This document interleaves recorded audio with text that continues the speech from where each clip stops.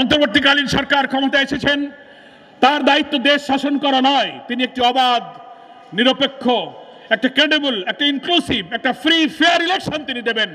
কিন্তু সেই ইলেকশন দিতে অহেতুক বিলম্ব করার মধ্য দিয়ে দিল্লিতে বসে যারা ষড়যন্ত্র করছেন, আন্তর্জাতিক সমস্ত আইন লঙ্ঘন করে একজন পলাতক খুনের আসামিকে যারা আশ্রয় দিয়েছেন, যারা অডিও ভিডিও বক্তব্য দিয়ে আমার দেশের অখণ্ডতার বিরুদ্ধে ষড়যন্ত্র করছেন, তার বিরুদ্ধে অন্তর্বর্তীকালীন সরকারকে আইনি পদক্ষেপ নেওয়ার জন্য আমরা আহ্বান জানাই।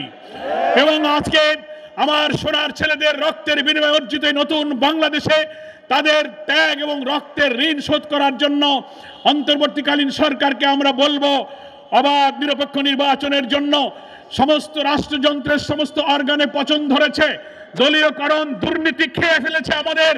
আপনার পক্ষে সমস্ত সংস্কার করা সম্ভব হবে না, কিন্তু নিরপেক্ষ একটা নির্বাচন দিতে গেলে কমপক্ষে যে অর্গানগুলোর সংস্কার করা প্রয়োজন, পুলিশ প্রশাসনের রিফর্ম করবেন, ইলেকশন কমিশনের রিফর্ম করবেন, জুডিশিয়ারি রিফর্ম করবেন, আপনি সিভিল অ্যাডমিনিস্ট্রেশনের রিফর্ম করেন।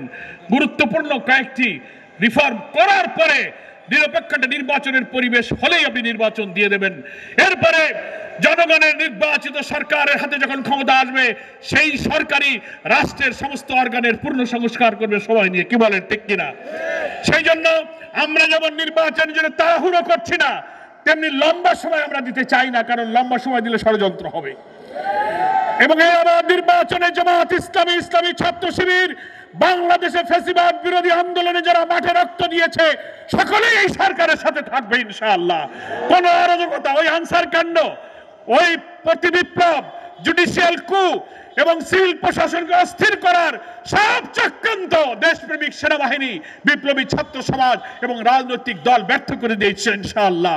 এবং আগামীতে সব ষড়যন্ত্র এদেশের জনগণ ব্যর্থ করবে। এবং আপনার অন্তর্বর্তীকালীন সরকারের প্রধানকে আমি অনুরোধ করব, আপনার ভয় পাওয়ার কিছু নেই, অরিড হওয়ার কিছু নেই। আপনি 4 তারিখে সমস্ত দেশের বিরোধী দল এবং সমস্ত দলকে আপনি আহ্বান জানিয়েছিলেন, প্রধান উপদেষ্টার ডাকে সাড়া দিয়ে ফ্যাসিবাদ বিরোধী আন্দোলনের শরিক সমস্ত দল, ইসলামপন্থী, ডান বাম সবাই আপনার পাশে গিয়ে দাঁড়িয়ে প্রমাণ করেছে।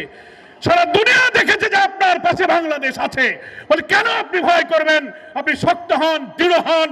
প্রশাসনের অভ্যন্তরে লুকিয়ে থাকা ফ্যাসিবাদের দোষরদেরকে বিদায় করে দিয়ে পরিচ্ছন্ন প্রশাসন করে নির্বাচনের দিকে আপনি চলে যান, জনগণ আপনার পাশে থাকবে। এ ব্যাপারে যদি আপনি কোনো কার্পণ্য করেন, তাহলে আবার জনগণের মনেও প্রশ্ন তৈরি হতে পারে। কি বলেন, ঠিক কিনা? আপনি আর বিলম্ব করবেন না। আর আপনাদের কাছে, দেশবাসীর কাছে আমার আহ্বান থাকবে যে আসুন, অনেকে অস্থির করার চেষ্টা করবে, তাড়াহুড়ো করবে, আমরা শান্ত থাকবো। জনগণ ভোট কেন্দ্রে যেন যেতে পারে, একটা সুন্দর ভোট করার কাজে সরকারের যে রিফর্ম, সরকারের যে পদক্ষেপ, আমরা সেই পদক্ষেপকে সাহায্য করব ইনশাআল্লাহ।